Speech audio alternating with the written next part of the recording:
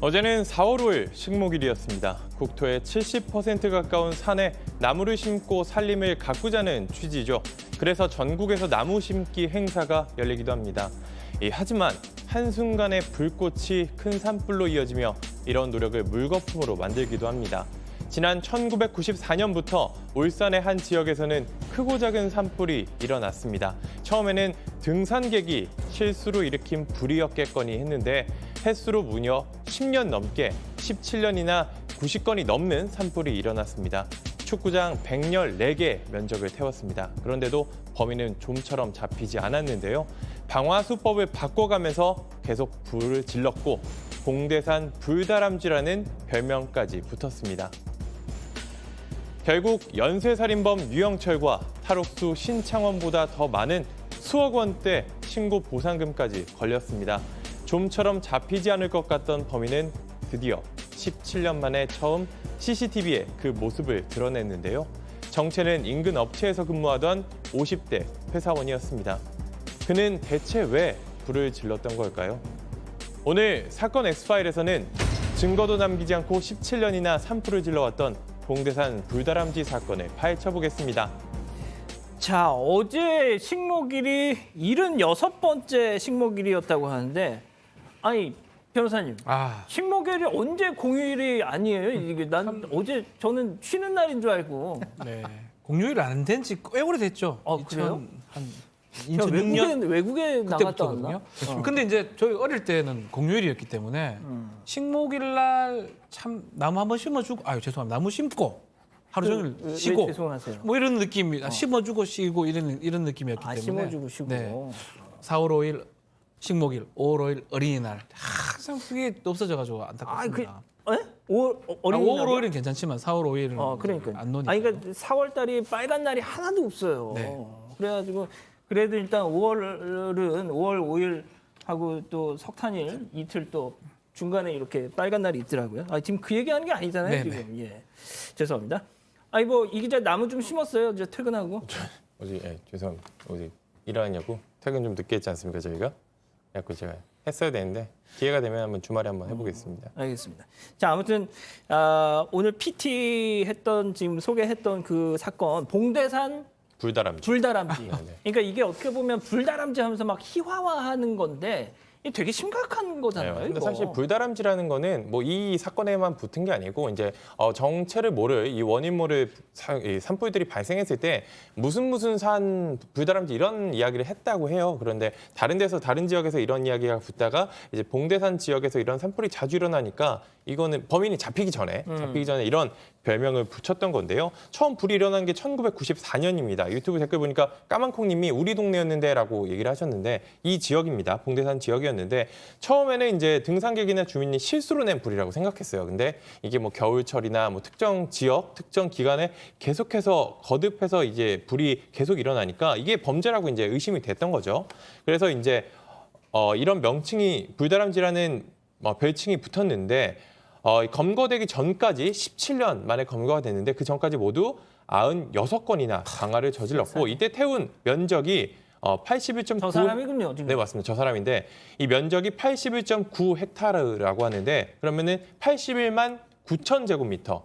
보통 축구장이 7,140제곱미터라고 하거든요. 그러니까 축구장 114개 분량 그 면적이 불에 다 탔고 이 지역을 나무로 계산하면은 나무가 한 8만여 그루 자랄 수 있는 면적인데 이렇게 큰 피해를 입었습니다. 다행히 인명 피해는 없었지만 이런 재산적으로 이 자연에 큰 피해가 발생했습니다.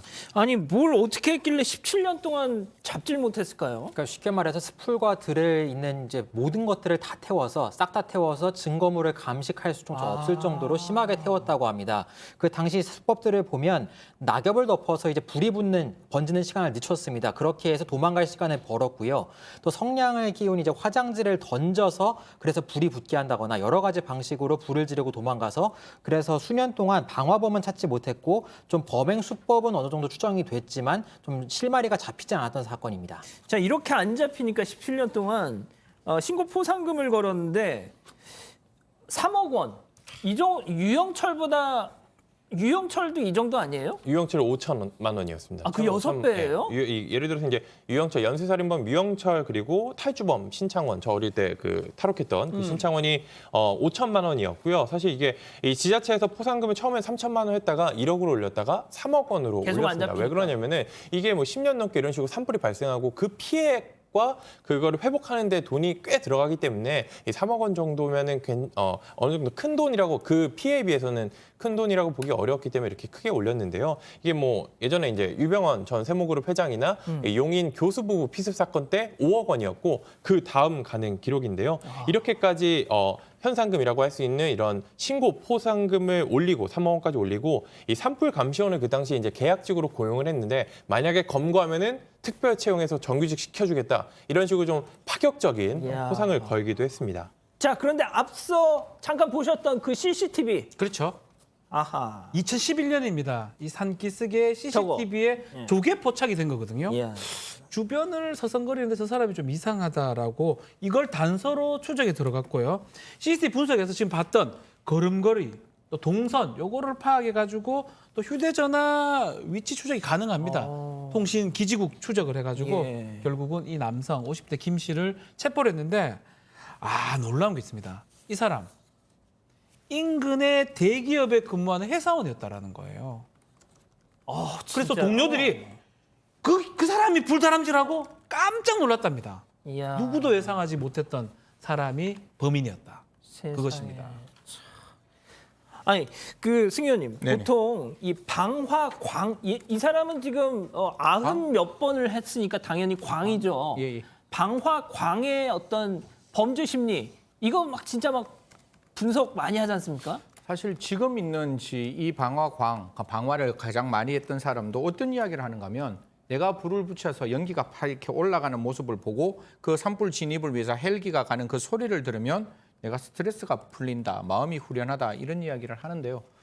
보통 방화범이 범행을 저지르는 가장 큰 이유 중에 하나가 분노 표출, 두 번째는 사회적인 열등감으로부터 사회에 대한 어떤 그 보복심으로 나타나는 거고 또 두 가지는 하나는 습관이에요.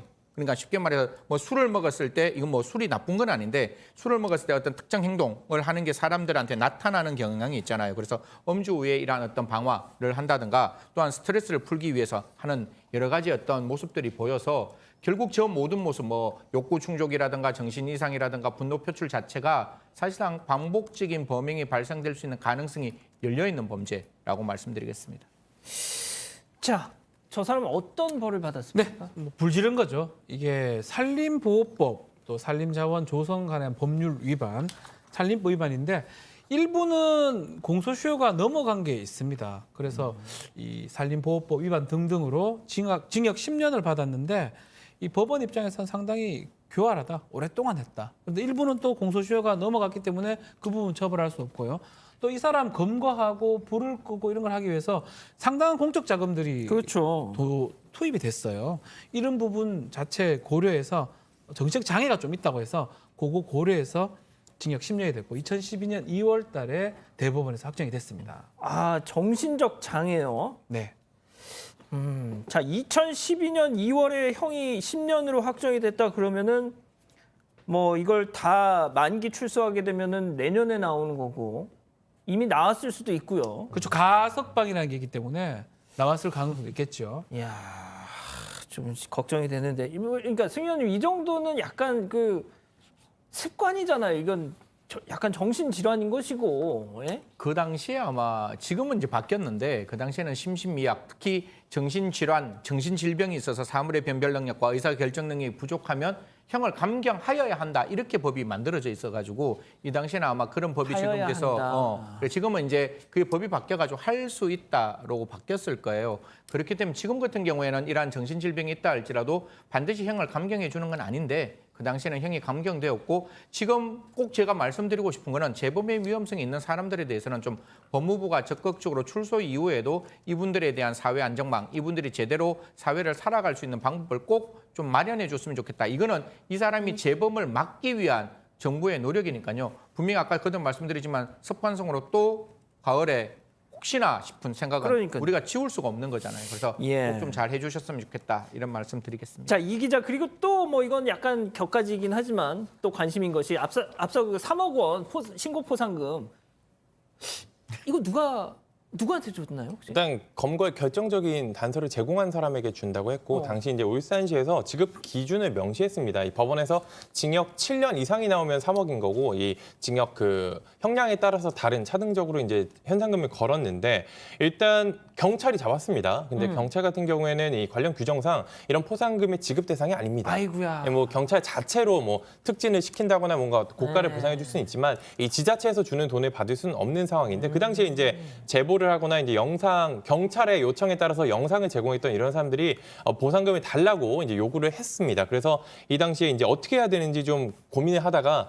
법률 자문을 구하고 또 이제 위원회까지 만들어 가지고 결국에는 직접 검거를 한 사람들이고 아니었고 직접 특정적으로 결정적인 단서를 지금 제공한 건 나오네요. 아니었는데 네, 저런 식으로 CCTV 경찰의 요구에 따라서 CCTV를 제공했던 이 아파트 관리 사무소장 그리고 아파트 측 그리고 기타 다른 제보자들까지 해서 그 비율적으로 총 2억 원을 저런 식으로 비율적으로 나눠줬습니다. 그렇군요.